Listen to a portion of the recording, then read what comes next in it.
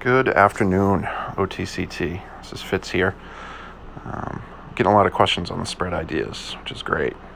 So I just wanted to, I just learned how to do a video like this, so thought I'd throw one together and let people know, kind of answer their questions and try to clear up some of the issues that I'm seeing people run into. The first and biggest, most important thing that I'm seeing people run into is they're not approved for spread trading on Robinhood. So you gotta get you approved up for that. So I'm already in the settings tab. You're gonna want to go to options trading, which is under the account section. So you want to go there, and you're gonna want to make sure these are checked off, especially the buying and selling spreads. You're gonna want that checked. I believe this is level 3. So if you're only on level 2, you won't be able to put together the spreads like they are intended to be in my ideas, alerts. So make sure that is taken care of before you go any further. I'll show you guys how to put one together. We'll use VIX for this. So the VXX, and it's just like anything else. You're gonna go trade options. We'll stay right on the 23rd. So a little navigation on this page. I'm sure all of you should know, the call and put toggle up here. Trades changes it from calls and puts. But this toggle over here is the buy and sell. So this is how you can actually create spreads. So the first thing you're going to want to do, let's do the 28.50.29. We'll do a call debit spread for VIX. Okay, so the first thing you want to do is go up to this top right corner, hit select, and this will enable you to create a spread by picking multiple contracts. So if we're doing a call debit spread, we're going to buy the lower strike and sell the higher strike. Okay, so we're going to buy this 28.50, and then we're going to go over to sell, and we're going to sell the 29. All right, and then we're going to go down to the bottom, click that, and it's going to create a call debit spread, and the total cost would be the spread between the two contracts. Now, Robinhood, I've said this multiple times in chat, Robinhood will just show you the mark. The mark is the average of the bid and ask. So that is not necessarily what you're going to get filled at, or it won't necessarily fill right away for you. It may fill after a little while, but a lot of the times the actual spread on the spread between the bid and ask, it can be quite a bit. So when I do put an idea in the channel, I do try to find the ones that are a little tighter. But if I alert something, it is at the ask price. I do not put it at the mark. At least when I type it in there, it's the ask price on that spread. And I'll show you guys how I see that in just a couple seconds here. So this is like anything else. You can go review. You can buy as many contracts as you want. This is typically how many I buy, but just kidding. So we'll go do that, review, and slide up just like anything else. I'm actually not going to do that right now. Okay, so let's cancel out of that. I'll show you guys how to close one that you already have. This is the one I shared on Friday. It's a put debit spread for SPY, where we bought the 288 and sold the 287.50. I only bought one contract of this. This is my buddy's Robinhood. He doesn't have a lot of buying power, so I kind of just take it easy. It was pretty brutal. So I took it over for him. Trying to get it back to good, but slowly but surely. So to do this, if you want to close it out, you'll just click trade, and it'll actually say close instead of sell. You close. I already have it set at 45. Maybe wishful thinking, but we'll see how overnight trading goes into tomorrow. All right, now you can close out the contracts individually as well if you wanted to. The only thing that you'll have to do is you'll have to close the sell first. And that'll actually be buying one back, okay? So then you'd just be left with the 288 put, and you better hope it goes down. So, all right, now on to show you guys how I see the bid and ask. Now, I use Thinkorswim for pretty much everything but the execution of the trades. I chart on Thinkorswim.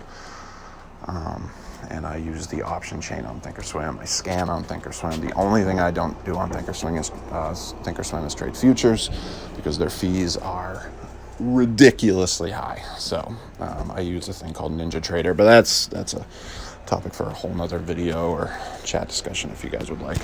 So we're going to Thinkorswim. Actually, you know what? This is my paper trading one. I use the paper trading on that Thinkorswim, and I use the trader for everything else.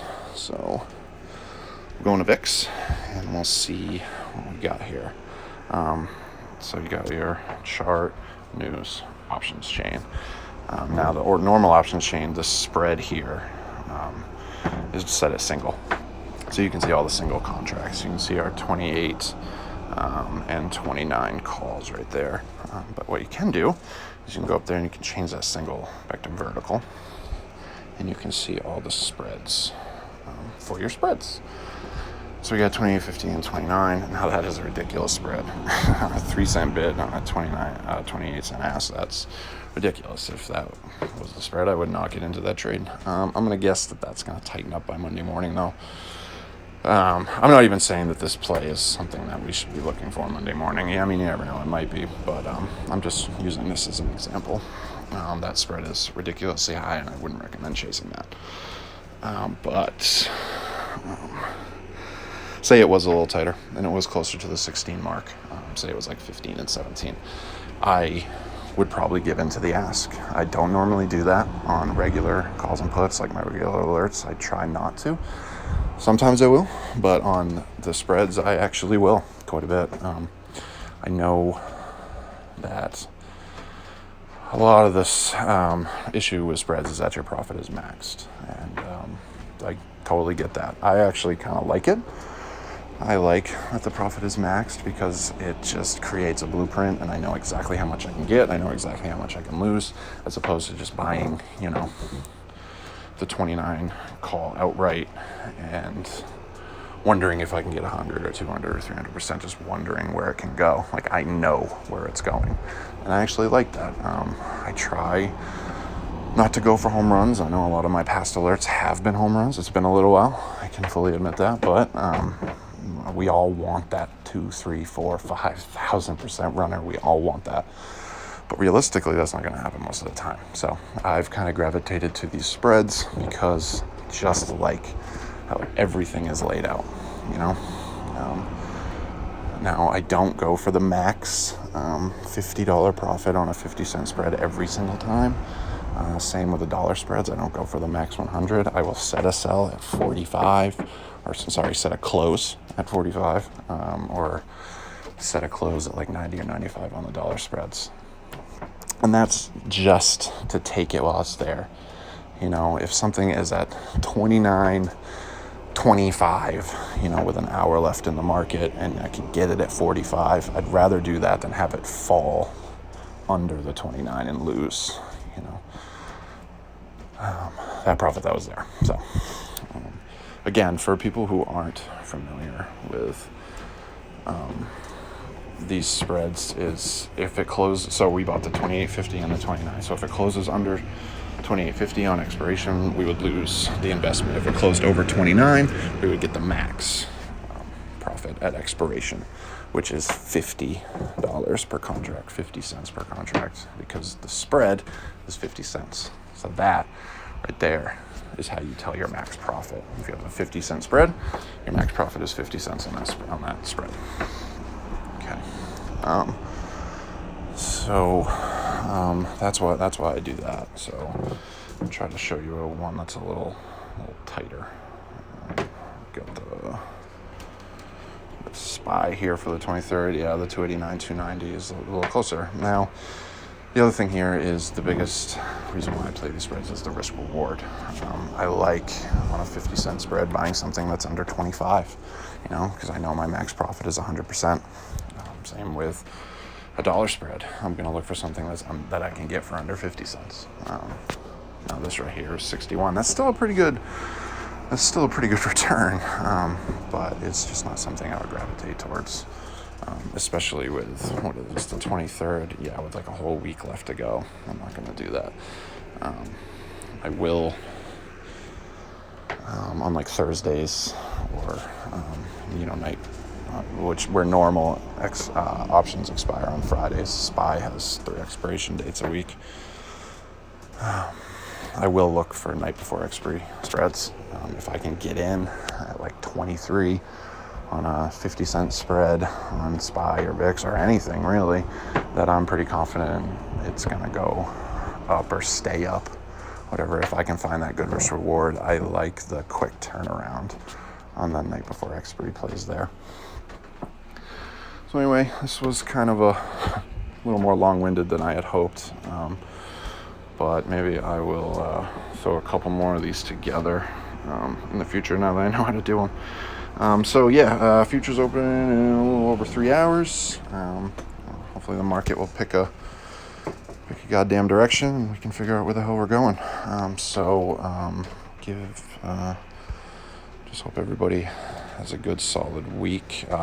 Put any questions that you have in chat, and we'll discuss it. All right. So have a good rest of your weekend and happy trading.